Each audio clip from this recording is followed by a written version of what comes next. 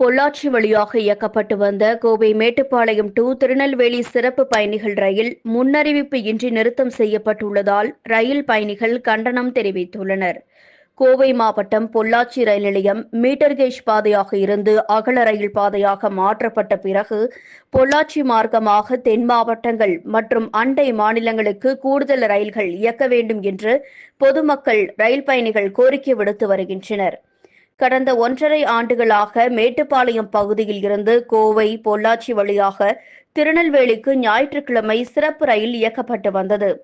இந்த ரயில் திங்கட்கிழமை திருநெல்வேலியில் இருந்து பொள்ளாச்சி வழியாக மேட்டுப்பாளையம் சென்றடையும்.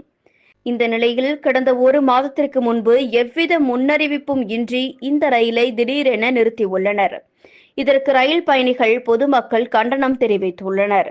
பொள்ளாச்சி வழியாக தென் மாவட்டங்களுக்கு கூடுதலாக ரயில்கள் இயக்க வேண்டும் என்று கோரிக்கை விடுத்து வரும் நிலையில் ஏற்கனவே இயக்கப்பட்டு வந்த மேட்டுப்பாளையம் டு திருநெல்வேலி சிறப்பு ரயிலை ரயில்வே நிர்வாகம் திடீரென நிறுத்தியுள்ளதால் பொள்ளாச்சியில் இருந்து திண்டுக்கல், தென்காசி, மதுரை, கடையநல்லூர், சங்கரன் கோவில் உள்ளிட்ட பகுதிகளுக்கு செல்லும் ரயில் பயணிகள் மிகவும் பாதிக்கப்பட்டுள்ளனர்.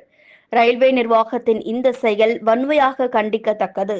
மேலும் கடந்த 10ஆம் தேதியில் இருந்து பார்சல் சேவையும் நிறுத்தப்பட்டுள்ளது.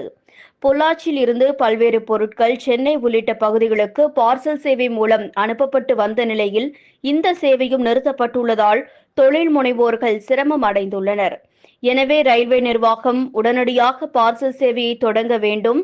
மேலும் திருநெல்வேலி டு பொள்ளாச்சி வழியாக கோவை மேட்டுப்பாளையம் வரை இயக்கப்பட்டு வந்த ரயில் சேவையை தொடங்க வேண்டும் என்றும் வலியுறுத்தியுள்ளனர்.